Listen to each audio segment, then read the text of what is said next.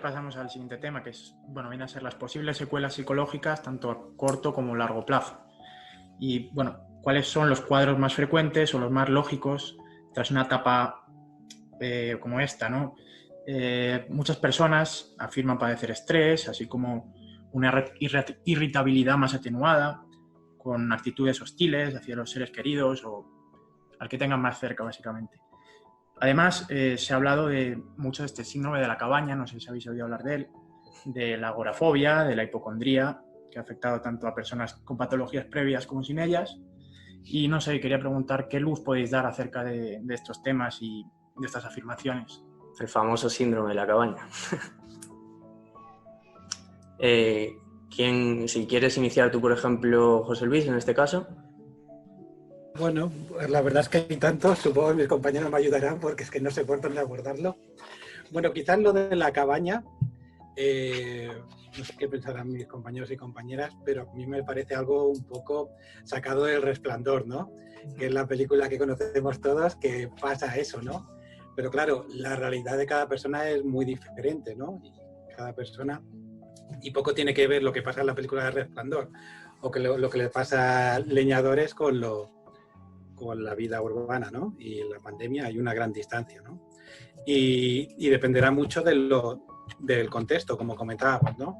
No es lo mismo quedarse encerrado ahí con compañeros de la universidad que estar de cuidadora de tu abuela o estar con tu familia, ¿no? O simplemente quedarte solo, ¿no? Es una cosa... cada uno lo llevará a su manera. Y respecto a los síntomas, pues dependerá también del contexto, ¿no? Habrá gente que ya arrastraba ciertas cosas que no estaban del todo tratadas, ¿no? Y que le cueste mucho moverse por la incertidumbre, ¿no? O en el caso de hipocondría, ¿no? Que tenga una dificultad en descartar síntomas físicos, ¿no? Que cualquier cosa lo atribuya a que pueda ser el COVID, ¿no? Que aparte también es un problema de cómo se han presentado los síntomas del COVID y cómo se siguen presentando, ¿no? Que, no sé, nos lo definen de forma tan vaga y que puede ser cualquier cosa, como puede ser, por ejemplo, palpitaciones o sudoración, cosas que se confunden mucho con la ansiedad, ¿no? Y luego también, pues bueno, habrá gente también que ya de por sí estaba con una motivación ambivalente, ¿no? Por ejemplo, aquella gente que tenga dificultades sociales, ¿no? Que estaba al borde ahí de evitar, pues ahora ya tienen la excusa perfecta, ¿no? Decir, bueno, pues ahora voy a evitar porque es lo que marcan las autoridades, ¿no? Y ya no quedo con aquella gente que me lo pasaba bien pero no acababa de congeniar, ¿no? Y habrá gente que también le pase todo esto, ¿no? E incluso en ese mismo sentido habrá gente que se habrá sobrecargado con cuidados porque habrá familiares que también lo utilicen como excusa. Y luego también estarán pues todos los duelos que no se han acabado de resolver, ¿no? Sobre todo en la primera etapa del duelo, ¿no? Y bueno, y unas cuantas cosas más que... Bueno, y también lo de la depresión, como comentábamos, que tiene mucho que ver con la indefensión, ¿no? Y algunas teorías también apuntan la calidad de las relaciones sociales. Claro, ahora mismo hay gente que se ha acabado de aislar aún más, ¿no? Como esta gente ambivalente de la que comentábamos, ¿no? Estas cosas pueden desembocar en una depresión fácilmente, ¿no? Pues si quien queráis que continúe, quien quiera matizar algo. Sí, yo. Vale, vamos viendo. Quien queráis, si vais a todos añadir algo, pues, por ejemplo, en este caso que continúe Eduardo, que antes ha sido de los últimos, y luego vamos con el resto. Ya, los últimos seremos los primeros, dicen, por ahí.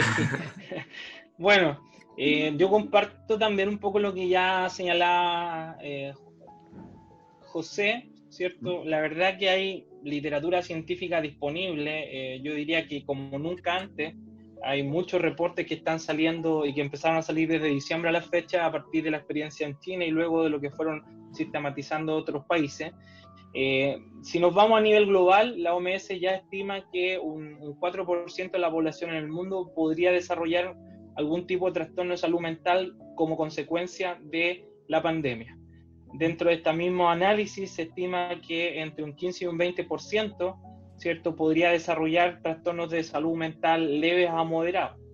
También hay bastante consenso en relación a que ha habido un aumento de la sintomatología relacionada con los trastornos del estado de ánimo, con los trastornos de la ansiedad. Ha habido también dificultades importantes y alteraciones en los patrones de sueño y también alteraciones importantes en los patrones de alimentación, además de una mayor o un aumento en la percepción de estrés percibido por parte de los individuos, sobre todo y específicamente los grupos de riesgo que ya les señalaba, y además todo lo que están vivenciando los profesionales o el personal sanitario como respondedores de emergencia. Yo creo que la tónica, por lo que yo he podido revisar en diferentes revisiones sistemáticas de literatura, son bastante coincidentes en señalar estos trastornos como los más predominantes. Ahora, no sabemos a ciencia cierta cuál va a ser la prolongación que va a tener la pandemia, porque de alguna manera en el caso de Chile nosotros recién estamos controlando los primeros contagios, ¿cierto? Desde marzo que tuvimos el primer caso, ahora recién estamos en una fase de desconfinamiento gradual, con el riesgo, como les señalaba, del rebrote. Y específicamente ya sabemos, sobre todo desde una perspectiva muy cercana a la gestión del riesgo de desastre y desde la psicología de la emergencia, ya sabemos que los efectos que va a provocar la pandemia al mediano y largo plazo van a ser bastante evidentes, sobre todo en estos grupos de riesgo, pero no sabemos la intensidad y la magnitud con la que se van a presentar. Solo para comparar, Chile el 2010 vivió uno de los terremotos más grandes que han ocurrido en la historia del mundo, se ubicó a nivel quinto en el mundo, ¿cierto? Y los primeros 3 años las tasas de consulta en salud mental se mantuvieron relativamente normales hasta el tercer año, es decir, 3 años después de este evento traumático, las tasas de consulta de salud mental se triplicaron. Por lo tanto, ya sabemos, y por todos los estudios que hay en torno al estrés, sabemos que este evento, como potencialmente traumático, va a generar secuelas al corto, mediano y largo plazo. La intensidad y la magnitud solo el tiempo lo va a ir mostrando.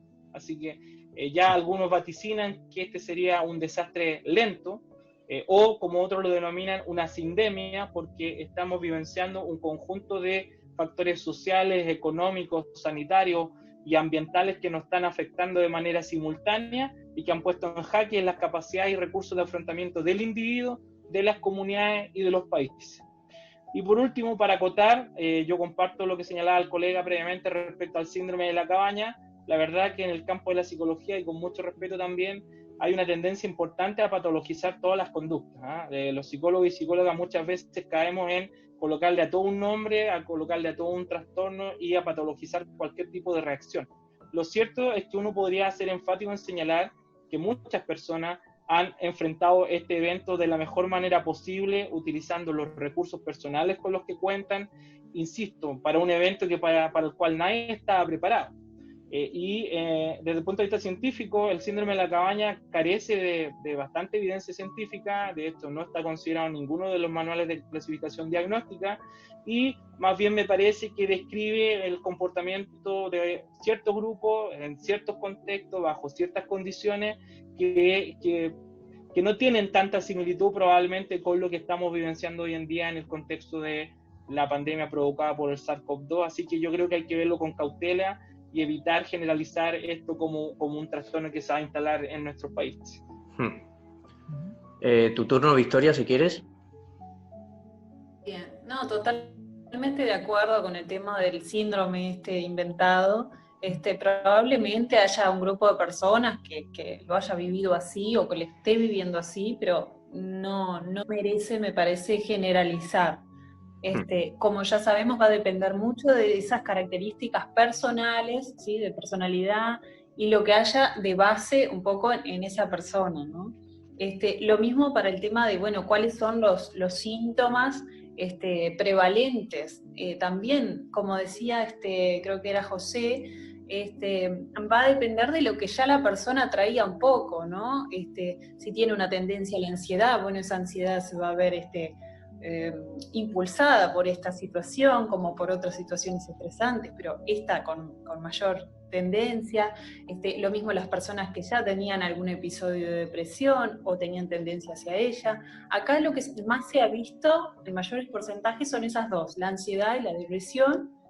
Y bueno, obviamente asociado con esto, como decía también el compañero, los trastornos del sueño, de la alimentación, asociadas directamente con un cambio de vida brusco que hubo que hacer de un día para el otro, de pasar de nuestra vida cotidiana a pasar a estar encerrados, y con el miedo que conlleva algo que es desconocido, porque al principio no se sabía absolutamente nada de este virus. El miedo a la muerte, ¿no? Que hay que nombrarlo y que eso siempre paraliza o genera efectos. El miedo a la pérdida de nuestros familiares, de nuestros seres queridos, ¿no? Entonces, evidentemente efectos va a haber. Ahora, ¿podemos nombrarlos a todos o hacer un recuento exacto? Yo creo que no, que como decía el compañero, se va a ver esto tal vez el año que viene, con mejores estudios, o en los siguientes años, ¿no? Y estudiando también depende del grupo etario, de las regiones, porque a ver, si comparamos, ya que acá tenemos una linda variedad, no podemos comparar la situación que vivió España, lo digo desde lo que nosotros nos llega por los medios, ¿no? Pero mejor lo podrán decir ustedes, que la situación que de repente vive alguna parte de América, mismo dentro de Sudamérica no es la misma situación en todos los países. Entonces, depende del sufrimiento y del monto, ¿no? de los efectos que tuvo esta pandemia, es cómo las sociedades lo van viviendo. Y por último, Miriam, cualquier cosa que quieras anotar. Sí, no, la verdad es que en realidad es coger cosas que ya han comentado mis compañeros, que yo creo que han abordado casi todos los aspectos, y simplemente sí que quería incidir en diferenciar los efectos a corto plazo que puede tener una situación de confinamiento, que como acaba de comentar Victoria, es un cambio radical, o sea, supone una adaptación muy rápida a una situación de privación de libertades a las que antes estábamos acostumbrados. Y eso, obviamente, como decía Victoria, va a tener efectos.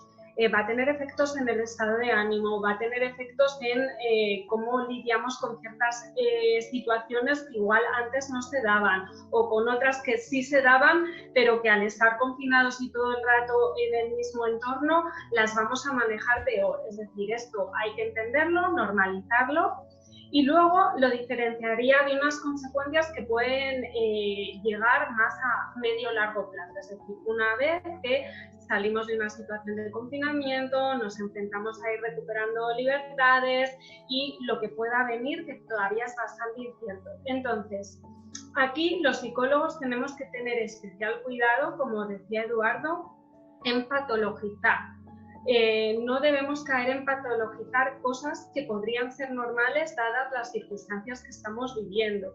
Y como decía Victoria también, todo va a depender mucho de la interacción de las variables contextuales, ¿no? Aquello en lo que insistimos siempre los psicólogos, que para entender un problema hay que entender las variables del contexto de la persona. No es lo mismo un país que otro, no es lo mismo una familia que otra, los recursos económicos de cada persona, los recursos de afrontamiento de cada persona, que tienen que ver con su historia de aprendizaje y, como decía también José Luis, el que exista o no problemas previos o dificultades previas que se han podido ver agravadas por esta situación. Pero sí que me parece muy importante incidir en que en general los animales, y entre ellos los seres humanos, tenemos una enorme capacidad de adaptación, con lo cual creo que la mayoría de las personas nos adaptaremos a esta situación sin tener ningún problema psicológico, sin desarrollar lo que podemos llamar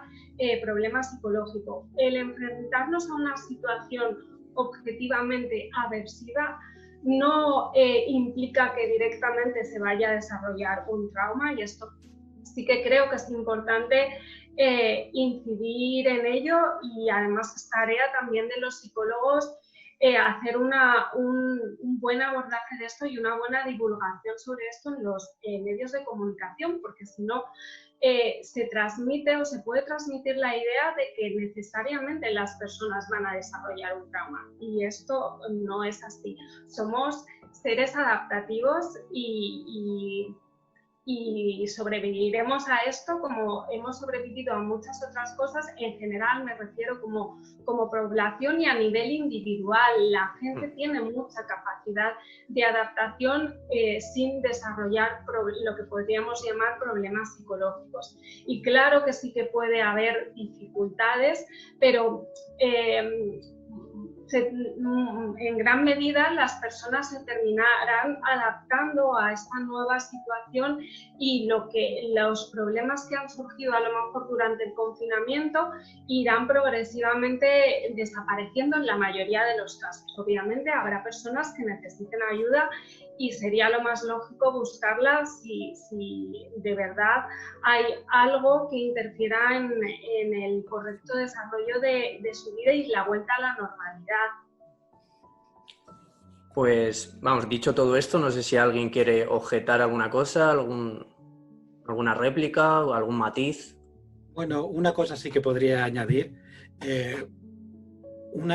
Algo de la pandemia que me parece que no habéis comentado ninguno, es que da la sensación de que ha sido producto de la inacción del gobierno, ¿no?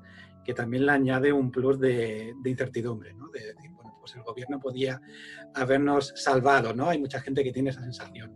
Creo que es una cosa también que es remarcable.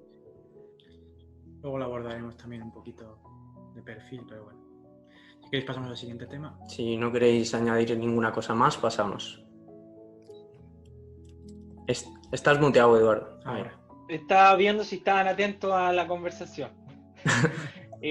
Bueno, a mí me parece que es un punto que no sé si va a surgir más adelante, pero lo que toca José Luis es un tema. Desde el punto de vista de la psicología de la emergencia, lo que nosotros hemos visto, al menos en nuestro país, siendo probablemente Chile uno de los países más expuestos a nivel mundial a diferentes tipos de desastres socionaturales, ya lo que nosotros hemos visto en general, por un lado, que a nivel del gobierno ha habido un plan de comunicación de riesgo muy deficiente.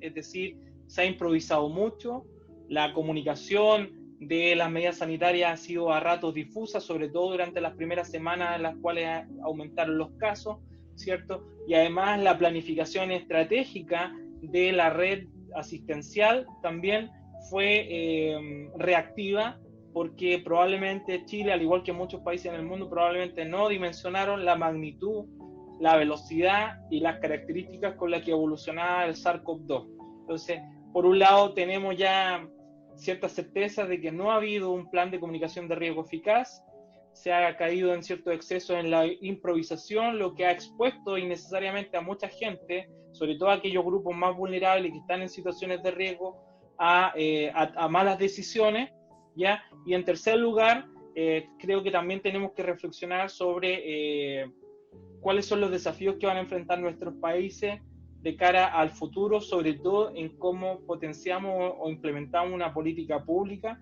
que vaya en directa protección de nuestra salud mental. En el caso de nuestro país, en el campo de la salud mental tenemos indicadores bastante negativos en esta materia. Tenemos una de las tasas más altas de suicidio infantil, tenemos una de las tasas más altas de depresión en población entre 25 y 44 años, un tercio de las licencias en el empleo se deben a problemas relacionados con la salud mental, y en general, tal como lo plantea la OMS, de aquí al 2020, un 60% de la población en el mundo ya ha enfrentado un episodio depresivo. Y si eso lo vemos con cuánto invierte, en el caso de Chile, de su Producto Interno Bruto a salud mental, estamos hablando que es bastante precario. Si entre el 8 y el 9% del Producto Interno Bruto se destina a salud, menos del 5% va a salud mental. Por lo tanto, la verdad es que en nuestro país la salud mental sigue siendo el hermano pobre de la salud pública. Y mientras no se potencie una mirada más adecuada, más sistemática y más actualizada acerca de lo importante que es la salud mental en los individuos, vamos a seguir experimentando una serie de consecuencias negativas para la calidad de vida de las personas, sobre todo como consecuencia de todo lo que va a provocar la pandemia al mediano y a largo plazo. Victoria o Miriam, ¿algo que añadir más o pasamos al siguiente tema? Totalmente de acuerdo, ¿no? Me asentía a todo lo que decía Eduardo del tema, vivimos una situación similar acá, la salud mental, que me gustó la frase, esto del, ¿cómo fue que dijo? El amigo pobre, algo así, el hermano pobre. Lo que se hizo así como novedoso en nuestro país fue poner una línea gratuita en el momento de, que surge todo esto para que a nivel de todo el país la gente pudiera acceder por lo menos a un apoyo rápido, vía telefónica, pero bueno, como ya sabemos, no es lo ideal, y la salud pública está colmada de consultas que no dan abasto, y como ya sabemos, no hay presupuesto para contratar a más profesionales, y la parte privada, como ya sabemos, no es accesible para todo el mundo. Entonces, pero en cuanto a lo que hicieron cada país, yo creo, no sé demasiado sobre política, pero pienso en que cada estado hizo lo mejor que pudo, para todos fue novedoso, y creo que ninguno sabía exactamente hasta dónde y el alcance de este virus, ¿no? Yo no comprendí demasiado la pregunta, no escuché muy bien cuando la hizo José. Se refería en el caso de ustedes, ¿por qué lo del Estado? ¿Qué es lo que le critican, que no tomó medidas rápidas? Bueno, sí, claro, medidas rápidas, también más restricciones de las necesarias, ¿no? Hemos tenido un confinamiento brutal y que, da la sensación, y es algo bastante generalizado en nuestro grupo de población, de que, que el Estado, las instituciones, la Organización Mundial de la Salud, pues podrían haber prevenido este desastre, ¿no? Pues es una sensación, un sentimiento, y evidentemente hay que racionalizarlo.